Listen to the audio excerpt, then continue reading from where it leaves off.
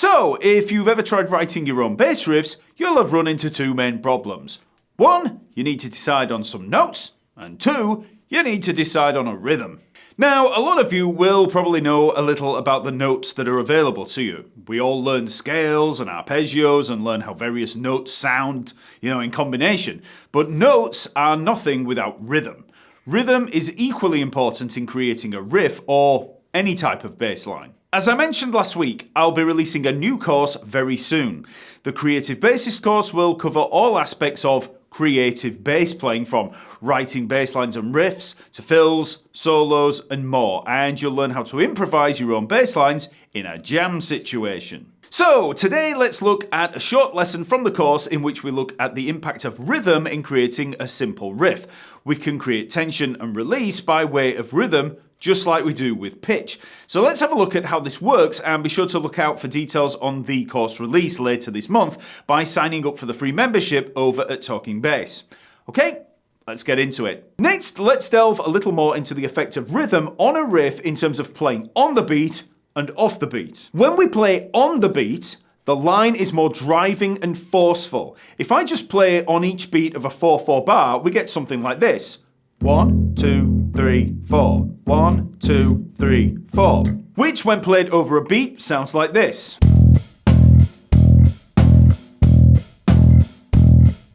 Notice how that's a very driving rhythm.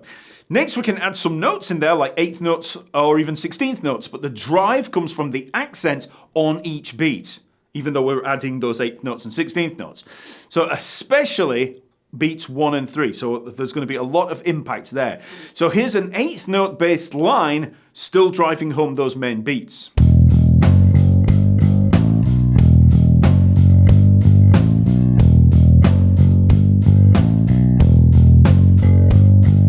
And here's some extra 16th notes.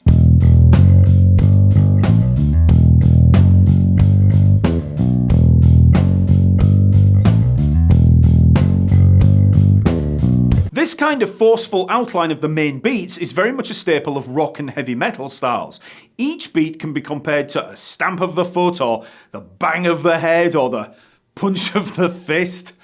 Playing on a beat adds a force to that note and that part of the groove. But then if we accent the off beats and add syncopation to the groove, we get more of a bounce and energy to the groove. Here's a single open E note played on each offbeat 8th note. So we're going to have 1 and 2 and 3 and 4 and 1 and 2 and 3 and 4 and. So let's hear that with the beat.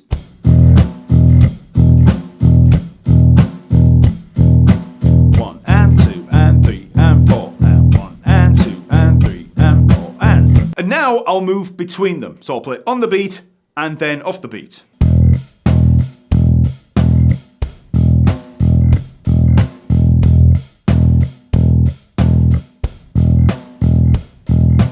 Notice the difference in the sound. Playing on the beat, we get the forceful drive. Off beat, we get the energy and bounce. This is why funk and disco bass lines make use of those offbeat 8th and 16th notes. The syncopation actually gives an energy or tension to the groove that makes you want to dance. On the beat is more rock, and that makes you punch the air. As another comparison, here's a simple root octave bass line with each note played on the beat. So 1, 2, 3, 4, 1, 2, 3, 4. So with the beat.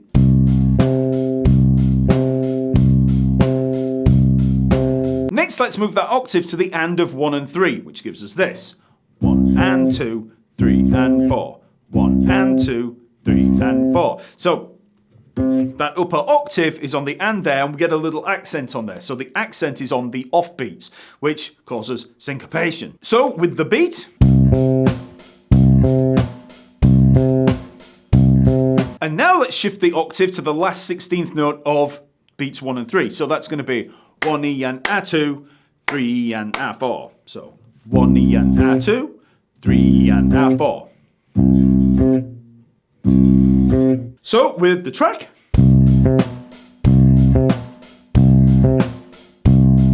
And now I'll move between all three.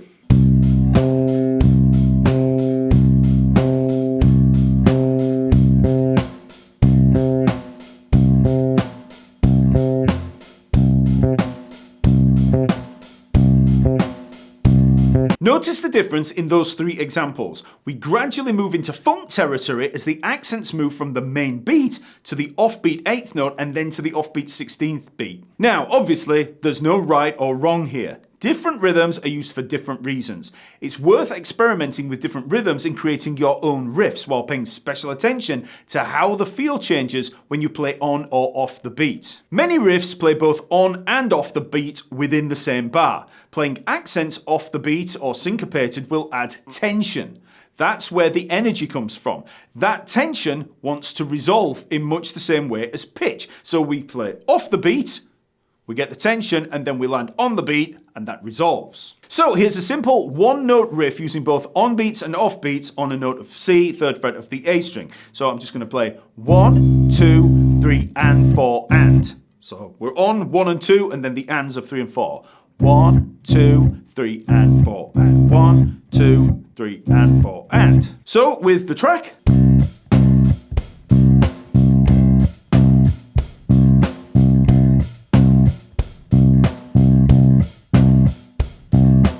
So we get a forceful start to the bar, 1, 2, there's a lot of drive, then the offbeat notes on the and of 3 and 4 create rhythmic tension that resolves again on beat 1. 1, 2, 3, and 4, and leading in. And notice how I'm cutting the first two notes a little short, I'm playing them as 8th notes, so 1 and 2, and that separation between them provides more momentum. If played as full duration, we get 1, 2, cut them short and they just have a little more impact. Neither's right or wrong, but you can hear there how you just get a little more impact when you detach them. Then we can add a little more tension to those offbeats by playing a B flat on the and of 3 and 4. So we're going to play the 1st fret of the A string. So.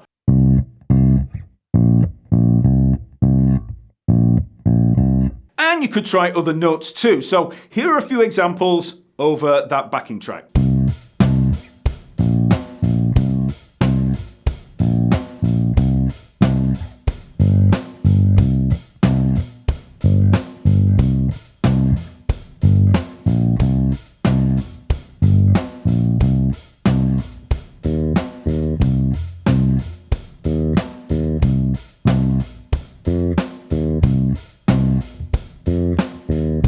This on-beat, off-beat shifting is a key part of two very famous bass lines, Good Times and Another One Bites the Dust.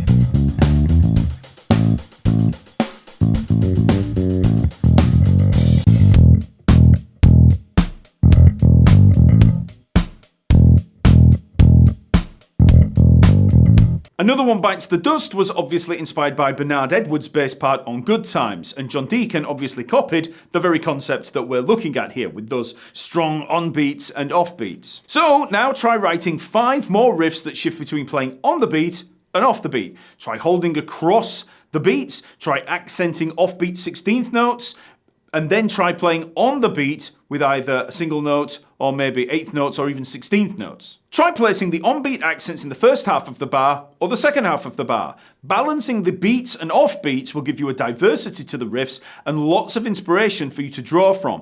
And you also want to listen out for this aspect of writing in every riff that you hear and learn.